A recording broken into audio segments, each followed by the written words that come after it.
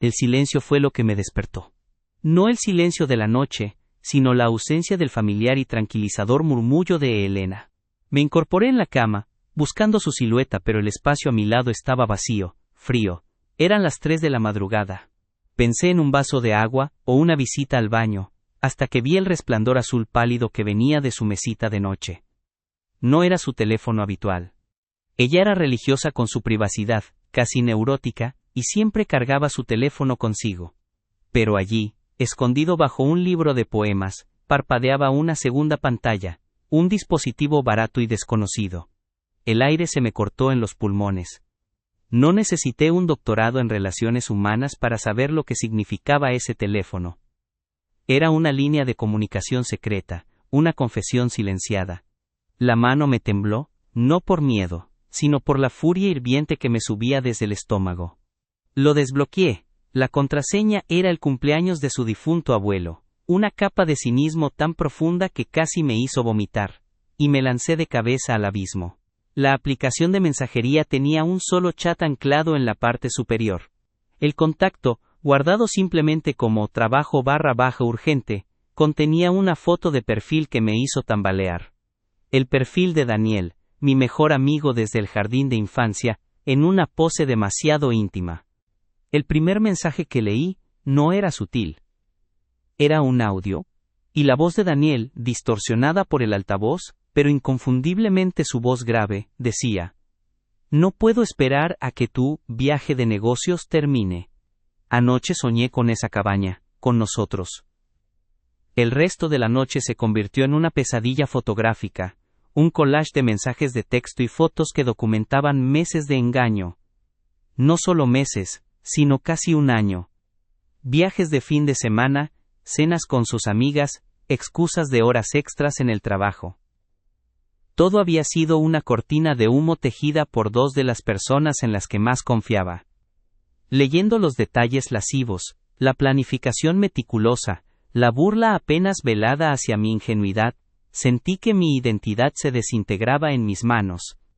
Marco, el novio estable, el amigo leal, era el estúpido del cuento, el comodín que permitía que el juego continuara. Cuando salió el sol, yo ya había pasado la fase de la ira y había entrado en la zona helada de la planificación. Necesitaba enfrentar a Elena, pero no aún. Necesitaba contención, necesitaba un testigo, necesitaba a mi familia. A las 8 en punto, conduje hasta la casa de mis padres, donde mi hermana, Sofía, estaba tomando café antes de ir a trabajar. Entré sin llamar, con el rostro probablemente blanco como la pared y el teléfono secreto de Elena apretado en el puño. «Sofía», dije, con una voz que sonó rota y ajena. «Elena y Daniel, lo sé todo, los mensajes, las fotos, el puto teléfono secreto». Ella dejó caer la taza. El café se esparció por el suelo de madera, creando un charco marrón oscuro, pero ninguno de los dos se movió. Sus ojos, normalmente llenos de energía y burla cariñosa, se abrieron con un horror que no era solo sorpresa, sino algo mucho más feo, remordimiento. «Marco, yo», comenzó, buscando desesperadamente las palabras. «¿Tú qué, Sofía?», exigí, dando un paso hacia ella. «Necesito que me abraces y me digas que esos dos son unos monstruos. Necesito que jures que incendiarás la casa de Daniel conmigo. ¿Qué es lo que vas a decir?».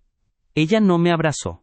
En lugar de eso, se hundió en el sofá y se tapó la cara con las manos, sollozando con una culpa que no encajaba con el papel de la hermana que acababa de descubrir una traición. La confusión me taladró el cerebro. «¿Por qué lloras así?», pregunté, la voz bajando a un susurro peligroso. «Tú no eres la víctima aquí. ¿Lo sabías? ¿Desde hace cuánto?». Ella se descubrió el rostro. «No lo sabíamos, no de esta forma. Papá lo sospechaba. Mamá te lo quería decir. Había un viaje, una excusa de trabajo hace 3 meses. Daniel estaba allí. Papá lo vio en un aeropuerto, a lo lejos, y le dijo a mamá que tuviera cuidado». «¿Sospechaban?», repetí la palabra, sintiendo cómo se me desfiguraba la boca. «Sospechaban que mi novia me estaba jodiendo con mi mejor amigo, y la advertencia fue que tuvieran cuidado. Y nadie me dijo nada. Teníamos miedo de equivocarnos, ¿De lastimarte por una coincidencia?, susurró. En ese momento, la puerta de la cocina se abrió lentamente. Mis padres habían escuchado la conmoción y se quedaron congelados en el umbral. Sus ojos, llenos de esa misma mezcla de dolor, alivio y pánico, fueron la prueba final. No era solo Elena y Daniel, era toda mi familia. La traición no era un punto, sino un círculo completo que me rodeaba. Me había ahogado en el engaño, y mi propia gente me había dejado hundirme, observando desde la orilla. La rabia que sentía por Elena y Daniel se convirtió en un veneno helado dirigido a mis propios padres. La introducción había terminado. El desarrollo de mi venganza, o mi colapso, estaba a punto de comenzar. La estupefacción solo duró un latido antes de que la rabia se canalizara en el tipo de calma destructiva que solo una traición de tal magnitud puede generar. No es miedo a lastimarme, dije, mi voz extrañamente tranquila, contrastando con el caos que rugía en mi cabeza. Señalé el charco de café en el suelo. El café se derramó. Es un desastre. ¿Cuánto tiempo han sabido que el desastre se estaba gestando en mi vida, y lo único que hicieron fue limpiar un poco, para no tropezar con él? Mi padre, un hombre que siempre había sido una roca inquebrantable, pareció encogerse. Marco, por favor siéntate, lo hicimos porque te amamos. No queríamos que tu mundo se cayera si estábamos equivocados, eran solo indicios. ¿Indicios?, interrumpí, la calma rompiéndose con la fuerza de un cristal. Levanté el teléfono secreto y lo estrellé contra la pared, justo al lado de la cabeza de mi padre. El impacto no rompió la pared, pero el sonido seco resonó como un disparo en la pequeña cocina. Aquí no hay indicios, papá. Hay grabaciones, mensajes de voz de tu amigo Daniel hablando de la cama que comparte con mi prometida. ¿Y tú, mamá? Me giré hacia ella, cuyos ojos estaban fijos en el teléfono destrozado. ¿Eras tú la que quería decirme? ¿O tenías miedo de que Daniel dejara de comprarle coches a Sofía en la concesionaria donde trabaja? El silencio se instaló, más pesado y más sucio que el café derramado. Mi madre palideció. Mi hermana Sofía finalmente habló, con la voz ahogada. No mezcles eso. Daniel es un cliente, sí, pero no tiene nada que ver. No sabíamos que era tan serio. Pensamos que era un tonteo estúpido. Daniel nos ha visitado toda la vida. Lo sé. Esa es la jodida gracia de todo esto, grité, acercándome a Sofía. Daniel es un hermano para mí. Un hermano. Y tú eres mi sangre. Me apuñalaron en la espalda, y ustedes me cosieron la herida para que no gritara y los incomodara. Hoy perdí a mi mejor amigo y a mi novia. Pero a ustedes, los perdí hace 3 meses, cuando decidieron que su comodidad era más importante que mi verdad. No había nada más que decir. La traición de Elena y Daniel era un rayo, un evento destructivo. La de mi familia era una lenta asfixia, un envenenamiento que me dejaba sin aire. Recogí mis llaves, ignorando las súplicas desesperadas de mis padres de, hablemos por favor, no te vayas así. Mi siguiente parada fue nuestro apartamento. Elena seguía fuera, con una reunión crucial de ventas, en otra ciudad. La mentira era tan palpable que su perfume en el aire me dio náuseas. En ese momento, mi mente dejó de sentir dolor y comenzó a funcionar con la eficiencia fría de una máquina de guerra. La rabia se convirtió en estrategia. Recuperé los fragmentos del teléfono secreto de la pared de mis padres. Afortunadamente, había descargado todas las conversaciones, fotos y audios en mi disco duro antes de la explosión. No quería un simple grito. Quería una obra de teatro, una revelación que los aplastara tanto como me habían aplastado a mí. Durante las siguientes 48 horas me convertí en un fantasma, descargué los mensajes en un proyector, compré un billete de avión falso para Elena, y cambié su hora de llegada. Y lo más importante, necesitaba atraer a Daniel. Recordé un mensaje reciente. Nos vemos el jueves en el lugar de siempre. No puedo esperar. Daniel vivía solo a unos minutos. El desvío y el cebo. Usando el teléfono personal de Elena, que ella había dejado cargando sin querer, le envié un mensaje a Daniel, imitando su estilo. Cambié de planes. Vuelve a mi apartamento esta noche. Marco está en un evento de trabajo y no volverá hasta el viernes. Tengo algo que celebrar, contigo. Tráete ese vino caro que te regaló tu padre, ya sabes, el que me encanta. La respuesta de Daniel fue instantánea. Joder, sí. Pensé que tendríamos que esperar. En 30 minutos estoy allí, mi amor. Prepárate. Mi amor. El calificativo me atravesó el pecho por última vez, antes de que el frío asumiera el control total. Daniel no sospechaba nada. La codicia y la lujuria eran un velo grueso. Sabía que Daniel vendría, se sentiría seguro, y entraría con la certeza de que yo estaba a cientos de kilómetros. Era la oportunidad perfecta para la escena que había ensayado mentalmente. Él solo, en mi apartamento, esperando a mi novia, con el vino que su propio padre le había regalado. Un detalle que me recordaba la ironía de la amistad. Me preparé, puse el proyector en la sala, de estar apuntando a la pared más grande y más blanca, listo para reproducir el collage de su traición. Me senté en silencio en el dormitorio, las luces apagadas, esperando el sonido de la cerradura al abrirse, el preludio al acto final. El desarrollo había terminado, el clímax estaba a punto de comenzar. El clic de la cerradura fue el sonido más ensordecedor que había escuchado nunca. Eran las 9 de la noche. Daniel entró en el apartamento con una despreocupación insultante, silbando una melodía que yo reconocí.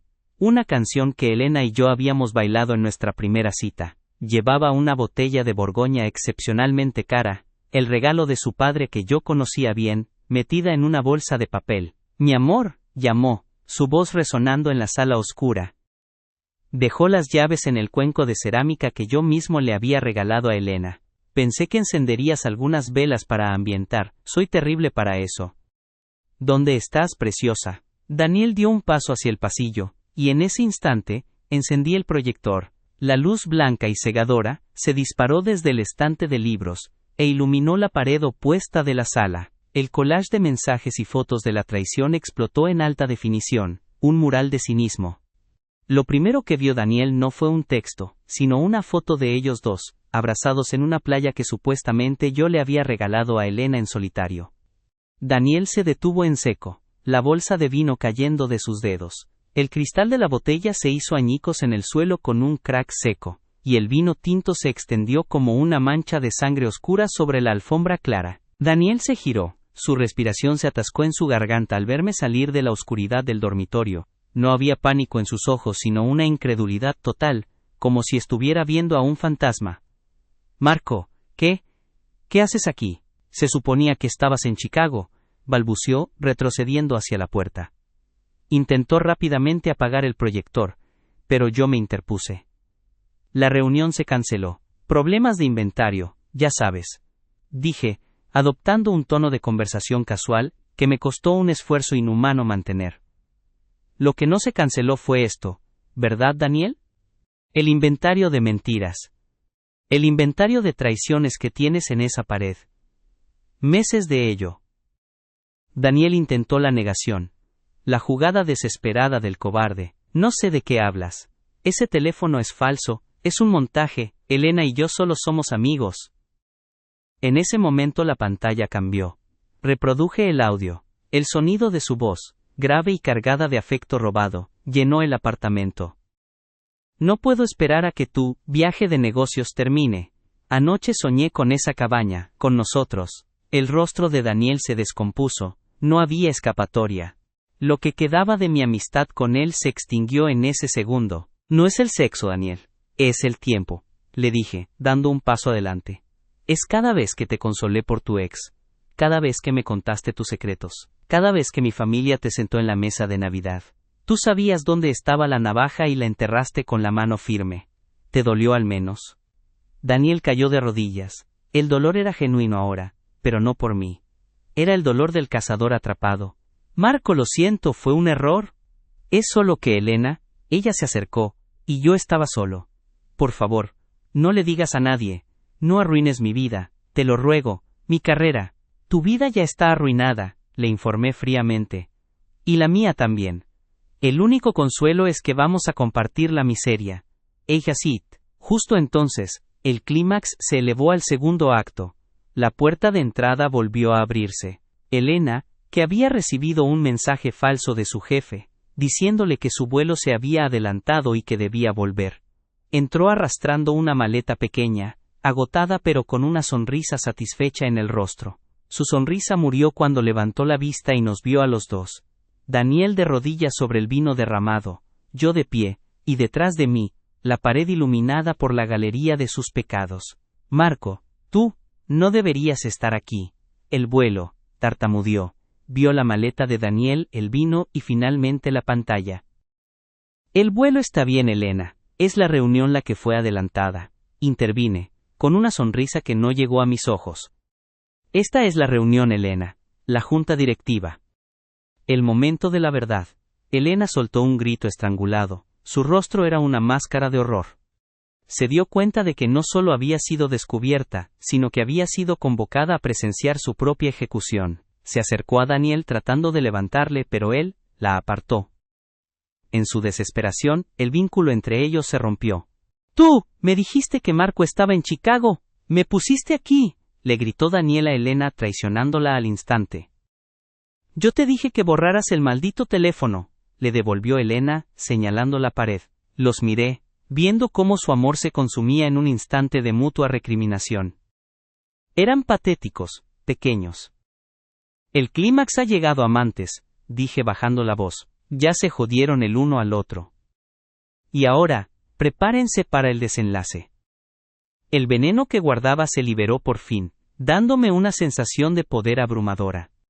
Ahora era su turno de sentir el mundo caerse a pedazos. El silencio que siguió a mi declaración fue más pesado que el que me había despertado. Elena y Daniel se miraron por última vez, no con amor, sino con el resentimiento frío de dos cómplices que acaban de ser atrapados y se culpan mutuamente por la caída. «Empaca tus cosas, Elena», ordené, mi voz volviendo a ser monótona. «Tienes 20 minutos antes de que llame a la policía por allanamiento de morada. Y no intentes llevarte nada que no sea tuyo. Todo está documentado. Incluyendo el anillo de compromiso que por cierto es de mi abuela». Ella no lloró. El miedo había reemplazado a la emoción. Agarró su maleta y se dirigió al dormitorio.